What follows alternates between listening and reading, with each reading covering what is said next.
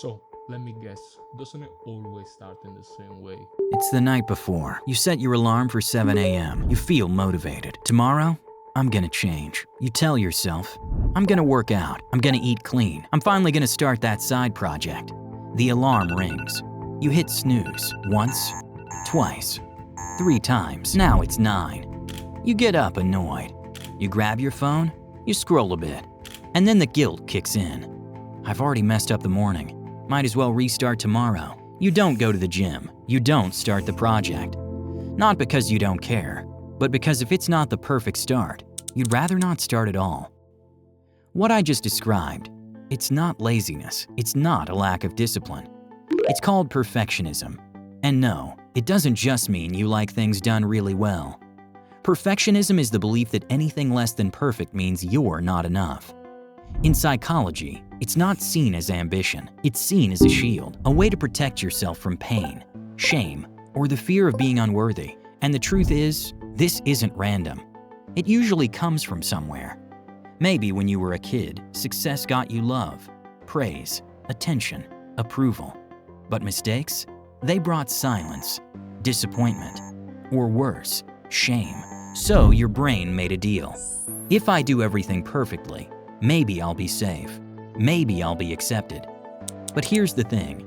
Perfectionism doesn't fuel growth. It fuels pressure, anxiety, fear, paralysis. You stop creating freely. You stop learning. Slowly, you shift into performance mode, doing things not for joy, but for approval. And this isn't just theory.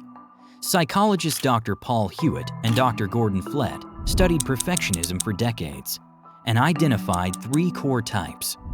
Self-oriented perfectionism, when you place unrealistically high standards on yourself. Other-oriented perfectionism, when you expect perfection from everyone else.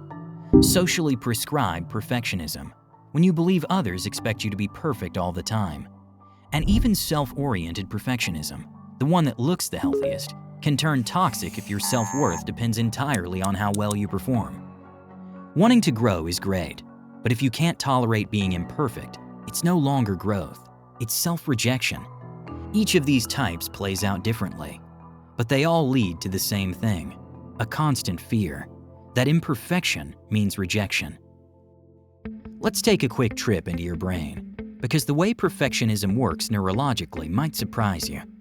When you face a challenge, like a blank page, a workout you don't feel ready for, or a project you care about, your brain is supposed to help. That's the job of the prefrontal cortex, the part behind your forehead. It helps you plan, regulate emotions, make decisions. But in perfectionists, that part doesn't always get to lead. Instead, something else jumps in first. The amygdala, your brain's alarm system. Its job is to detect danger and protect you. It evolved to save us from lions and wildfires, not emails and to-do lists. But if your brain has learned to associate imperfection with danger, like shame, rejection, failure, then even small tasks can feel threatening. One study, published in Behavior Research and Therapy, 2016, placed participants in an fMRI scanner. They were given simple tasks, where small mistakes were likely. And guess what? Those who scored high on perfectionism? Even tiny harmless errors caused their amygdala to light up, as if something dangerous had happened. Their brains didn't say, oops, a mistake. They said, alert, something's wrong, protect yourself. So how does this show up in real life? Honestly, in tiny invisible ways, every single day. You write a text, then delete it, rewrite it, then never send it. You have an idea for a video or a post, but it's not quite ready, so it never gets posted. You start eating clean, but one slip up and you throw away the whole week. You wake up late once and feel like the entire day is ruined. Sound familiar? So now you know how perfectionism works, how it hijacks your brain, and how it quietly steals the joy from learning and growing. But before you go, I want to leave you with 3 things that help me shift my mindset, especially when it comes to doing things that aren't perfect, but still deeply worth doing. 1. Let go of the belief that your value comes from what you achieve. You are not your grades. You are not your follower count. You are not the clean kitchen or perfect morning routine. You have value, even when you fall short, especially when you fall short. Because that's when you learn. That's when you grow. That's when character is built. The more you tie your identity to performance, the more fragile it becomes. 2. Let go of waiting for the right moment to begin. You keep thinking, once I feel ready, I'll start. But confidence doesn't come first. Action does. Clarity comes from doing, not waiting. You don't need a Monday, a new notebook, or a perfect plan. You just need a small, messy step, and then another one. That's how you silence perfectionism. Not by debating it, but by proving it wrong. 3. Embrace failure, because you will fail, and that's okay. You're going to mess up. You'll forget, you'll skip days, you'll say the wrong thing. You'll make things you're not proud of. But here's the truth. Failing doesn't mean it was useless.